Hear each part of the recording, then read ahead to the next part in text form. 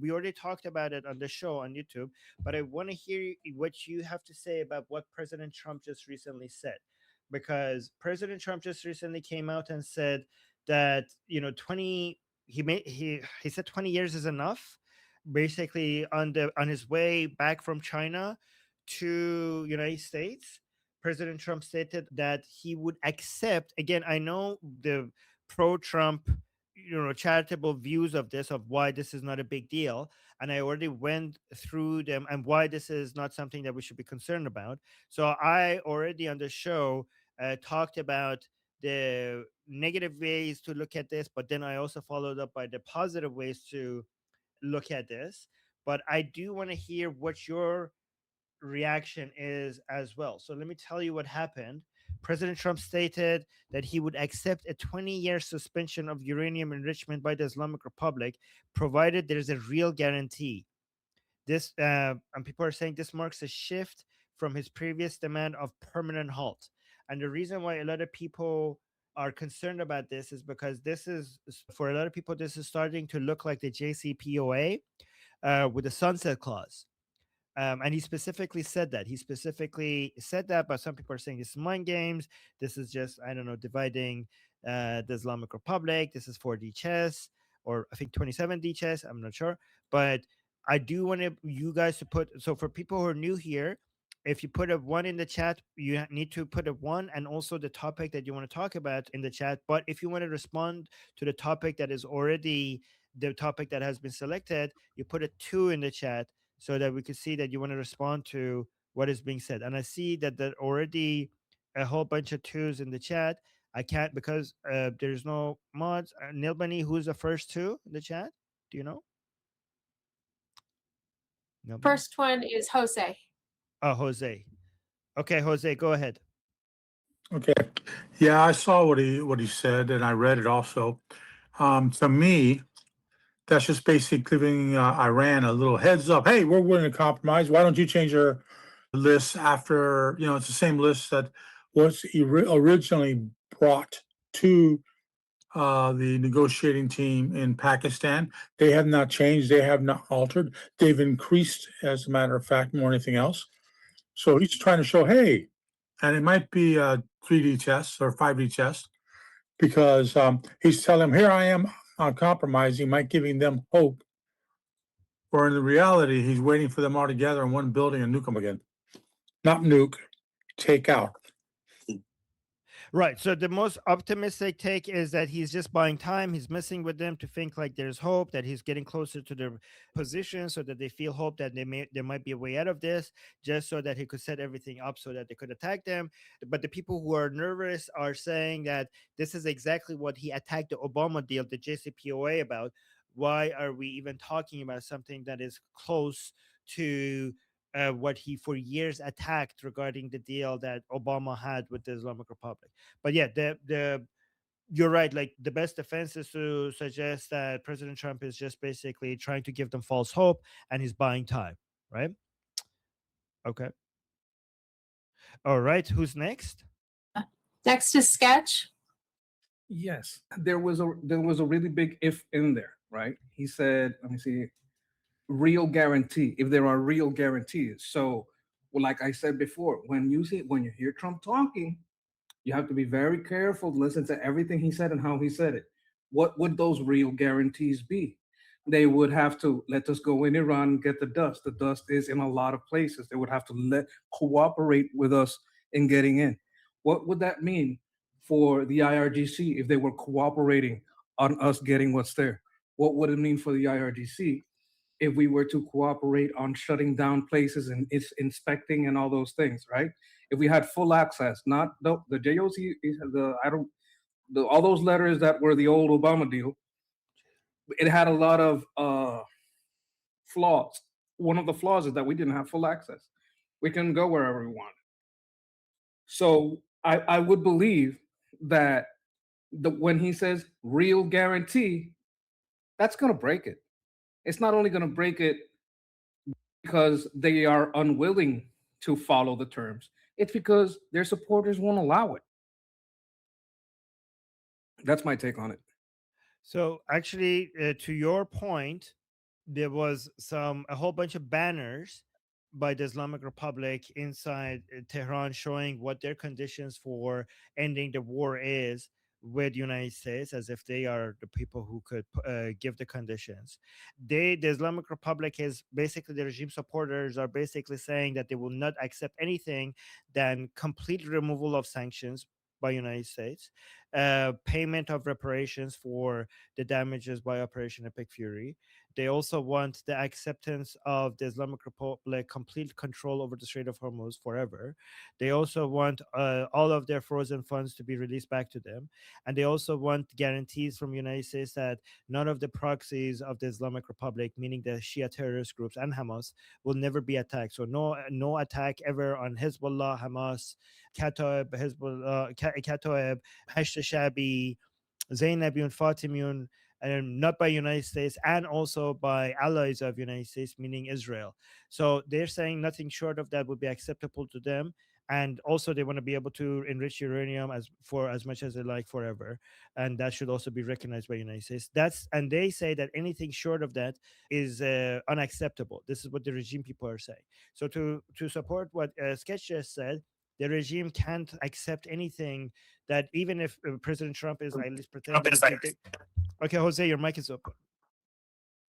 Even if President Trump can't even agree, no, I think President Trump knows that they're not even going to agree to this new, more flexible position of United States because they are so far away. However, when it comes to JCPOA, so somebody in the chat, YouTube chat, asked what does JCPOA stand for? It's the Joint Comprehensive Plan of Action, and the better way to think about it is just the Obama deal. The Jovic was saying what does JCPOA stand for? So Joint Comprehensive Plan of Action, and that was the Obama deal that Obama had with the Islamic Republic, allowing the Islamic Republic to enrich uranium as long as there are observers there, and they also release a whole bunch of their funds to the Islamic Republic, and there was sanction removal and so many other things. And President Trump has criticized the Obama deal as the worst deal in history. But it's true that there are many problems with the Obama deal. But it's also true that the main problem that President Trump was always highlighting every time he talked about the Obama deal was the sunset clause, was the part that he said that it was insane for us to basically put a time limit for the Islamic Republic's enrichment abilities, and then at some point after, then allow them to enrich uranium as much as they want. So giving them 20 years not to enrich uranium, and after that allowing them to enrich uranium, is basically the sunset clause that Obama had in the Obama deal. And that's why some people are kind of upset with this, the narrative that President Trump is basically coming up with now. And this is something that some people suggest that Trump would never do. And now he said that Trump would never say it, and now he's saying it. But again, as Sketch said, there are other ways of looking at this, especially given how far away the Islamic Republic position is with the United States right now. And even with that flexibility, they're not even close at all. And also how humiliating this would be for the Islamic Republic, even if they agree to that. And also the fact that the Islamic Republic doesn't have 20 years to live anyways, and just giving them a position, it serves two purposes: giving them a position closer to giving them a little bit more flexibility if they basically take it, which they won't. If they take it, it's such a humiliating defeat for the Islamic Republic. That means that the Islamic Republic will lose its supporters. And if they don't take it, it shows how unreasonable the Islamic Republic is being, that even with that flexibility, they're not agreeing to it, so we need to bomb them. It also buys time for President Trump to basically get ready for military operations. And thank you, Amir, for 5 membership gifts on YouTube. Appreciate the membership gifts. Thank you so much, Amir. So who's next? Richard Reinblatt. Hi, thanks a lot. Can you hear me? Yes. Great. Yeah, so a little bit of a deja vu thing. Somebody keeps sticking their hand out for a high five, and just as you're about to high five them, they pull it away. At some point, it's your own fault for not expecting that. I can remember back to Midnight Hammer, going back to last summer, years ago. This exact same thing was happening. Trump was saying things to stir up the pot, and how could he let them agree to enrich and all these things, and people are good and distracted. And then, of course, what actually happens, the attacks start. he does this all the time, and he's hoping to generate controversy with the things he says because it's a very effective sleight of hand, gives the regime, some false hope of a negotiated outcome, basically hits them when their guard is down. I don't see any evidence to suggest this is anything different. I think one of my role models, President Bush said, "Fool me once, shame on me. Fool me twice, shame on me." So that's my 2 cents. Okay, thank you for that. Thank you. Good. All right. Who's next? Nima? Nima. Armin, can you hear me? Yes, we can hear you. Hi, Nima. Hey, how's it going? So, first of all, thank you for everything that you have been doing gosh, I've been following you for the past 5, 6 months, and everything they've been doing is amazing, and keep up the good work. Thank you. Secondly, regarding to this topic, I do think this is more of a distraction tactic. I think Trump is playing 4D, 5D chess. He's thinking more long term with the regime, and I think this is going to be another route that, even though it's frustrating for Iranians to think, oh, they're doing a deal with the regime, I think it's just another way to delegitimize this regime and just bring it down in a sense from within, if that makes sense. Yeah, that does make sense, because even this deal is going to, what, one thing that I think about right now, this deal, the fact that President Trump is saying like, oh, we could accept 20 years if there's a guarantee, means that some pro-regime people are going to now be nervous that, oh my god, what if some of regime officials want to take that, right? And it might also cause a lot more internal division. So I do think it's going to cause a lot more internal division. However, I do understand why so many Iranian people are nervous when they hear that. They think like, oh no, what if there's a deal? I mean, we can't blame them because it's their lives, right? And they think that when they see anything about negotiations and talking to the Islamic Republic, they get frustrated. They say like, why are we even talking to the people who did a massacre on us? So even though I understand what the game might be here, I also don't want to criticize the Iranian people who see this and they get frustrated, or they might get disappointed, or they might lose hope. I understand where they're coming from. I agree, and I think that's why me being Iranian as well, we just got to be patient, just let things play out, and I do believe it's going to be for the best. Thank you so much, Nima. It's great to have you here, by the way. Thank you. Thank you. Yeah. All right. Who's next? And by the way, guys, remember, the responses are 2. If you put a 2 in the chat if you want to respond, but we cut off the responses at some point. Like, I think we should do 6 responses to each topic maximum so that we could get to the other topics as well. Okay. Who's next for response, if any? Jeffrey? Jeffrey. Hey guys, so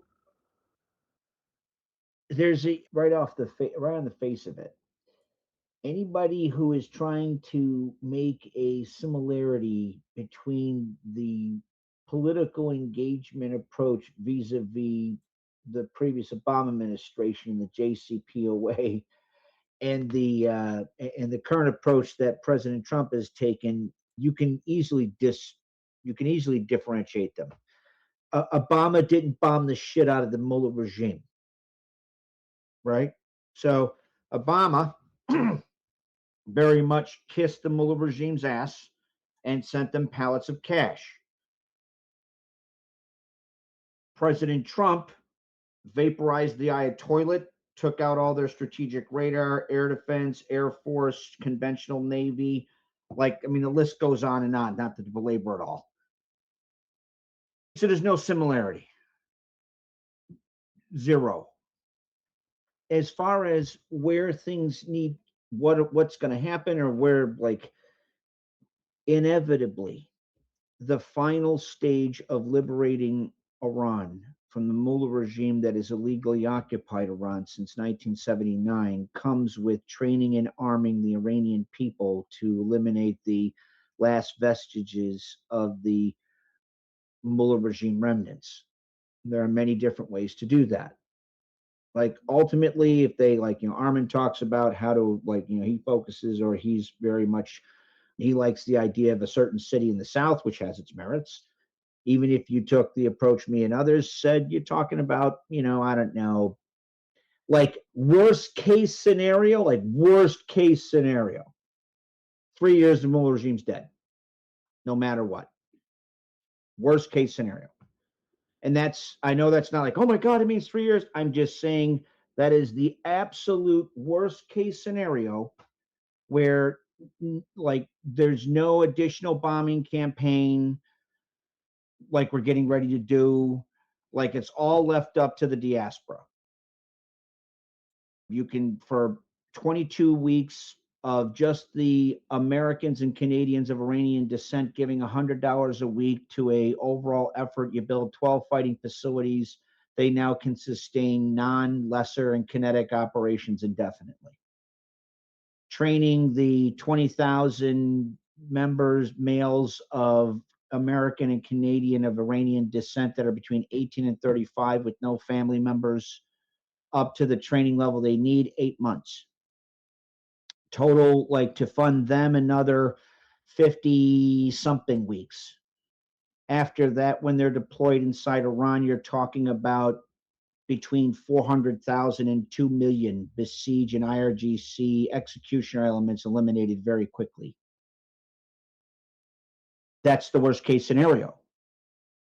One way or another, I can say with a very high degree of human certainty that there is the highest degree of probability that Iran will be liberated one way or another. The question is, how do we do that in a manner where it costs the least amount of blood and treasure to US, our allies, and most importantly to Iranian people? To Jeffrey's point, like sometimes we have to remember that Khamenei is dead, 60 of the top IRGC leaders are dead, the Islamic Republic's military bases, IRGC bases, Basiji bases are blown up, their navy is gone, their air defense is gone, their air force is gone. They are financially, suffocating. Many of the regime forces are not showing up to work and they're not getting paid. So there's a big difference. Like every time we see something that like we don't like, we have to remember that we actually are made a lot of progress against the Islamic Republic. So that's a very important thing to remember.